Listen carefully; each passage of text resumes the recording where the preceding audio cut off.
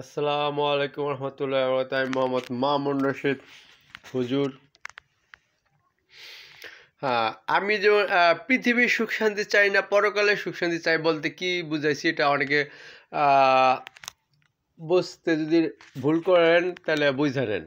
পৃথিবীর সুখ শান্তি চাই না বলতে কিন্তু এটা বুঝাইছে, আমি বুঝাইছি এটা, এবং ইসলামে এটা বোঝায় যে শয়তানের সুখ চাই না পৃথিবীতে। শয়তানি যেহেতু কেয়ামত, পৃথিবীর শেষ ধ্বংস হয়ে যাব, তারপর শয়তানকে কেয়ামতের আগেই শয়তানের জান কবজ করে ফেলাবে। অর্থাৎ কেয়ামত যদি হয়ে যাবে, তার আগে শয়তানের জান কবজ হয়ে যাবে, এবং মিকা ইসলামের জান কবজ হয়ে যাবে, আর জিবরা ইসলামের জান কবজ হয়ে যাবে। আর আজরা ইসলাম আর মৃত্যুর জান কবজ সেনা কেয়ামতের পরে হবে। কিন্তু জিবরা ইসলাম, মিকা ইসলাম আর শয়তানের জান কবজ কিন্তু এর আগে হয়ে যাবে। শয়তানের জান কবজ হয়ে গেলে, শয়তানের জান কবজ হওয়ার আগের সুখটা চাই। আগে যে পৃথিবীর সুখটা, এটাকে বলছি পৃথিবীর সুখ, ঠিক আছে না? অর্থাৎ শয়তানের জান কবজ হয়ে যখন হয়ে যাবো গা, তারপরে যেই কালটা আসবে তার মতো পরকালই। শয়তানের জান কবজ হয়ে যাওয়ার পর কিন্তু পৃথিবী আর থাকবে না, ওই সময় মানুষ তো কেউই থাকবে না। দেখেন, কারণ তখন সব মানুষের জান কবজ আগে হবে, তারপর শয়তানের জান কবজ হবে। দেখেন, তাই শয়তানের জান কবজ হয়ে গেলে তারপরে তো এই পৃথিবী থাকতেছে না, তার মধ্যে পরবর্তী পৃথিবী, বেহেশত দুজক অথবা পরবর্তী পৃথিবী। তো যারা দুজকে যাব তারা তো বেহেশতে সুখ পাইব না।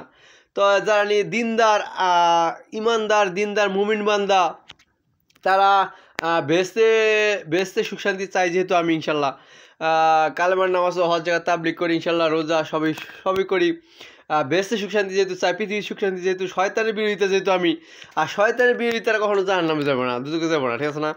তো বেহেশতে সুখ শান্তি চাই মানে, তো বেহেশতে যাওয়ার পরে পরবর্তী পৃথিবীতে যখন আসবো, পৃথিবীতে তো আসবো, অবশ্যই আসবো।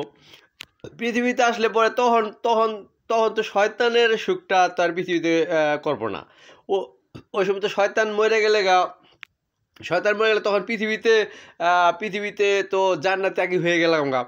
কারণ এই শয়তান মরে গেলে তারপরে পৃথিবীতে আইসা যারা সুখ করবে, অর্থাৎ আমরা পৃথিবী ধ্বংসের পরে আবার পৃথিবীতে এসে যখন সুখ করবো, তখন যে কোনো সুখ করলে কোনো পাপ হইব না।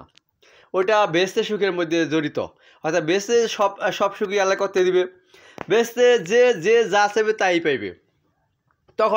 তখনকার পৃথিবী, অর্থাৎ বেহেশতে যাওয়ার পরে যে পৃথিবী আসবে, যতবার পৃথিবীতে আসবে নাকি, তারপর তো শতবার অনন্ত শিবকাল পৃথিবীতে আসতে পারবেন। অনন্ত শিবকাল মানে কতবার কোনো গণাবাসী নাই, কতবার যে পৃথিবীতে আসতে পারবেন না। বেহেশতবাসী যারা হবেন বা যারা হবো ইনশাল্লাহ, তাহলে কতবার পৃথিবীতে আসবো, তার অনন্ত সিম্বার মনে করেন, অনন্ত সিম্বার পৃথিবীতে আসবো। অনন্ত সিম্বার যে কোনো পৃথিবীতে এসেও পৃথিবীর সুখ সবই করতে পারবো। তখন ওই সুখটা তো আর না চাই নাই। পরবর্তী পৃথিবীতে তো আর পৃথিবীর সুখটা, ওই পরবর্তী পৃথিবীর বেলায় তো আর পৃথিবীর সুখ না চাই নাই। অর্থাৎ এই পৃথিবীর বেলা শয়তানের জান কবজ হওয়ার আগের পৃথিবীর সুখ সারা চাই নাই, ঠিক আছে না? আল্লাহ হাফেজ, আসসালামু আলাইকুম রহমতুল্লাহ।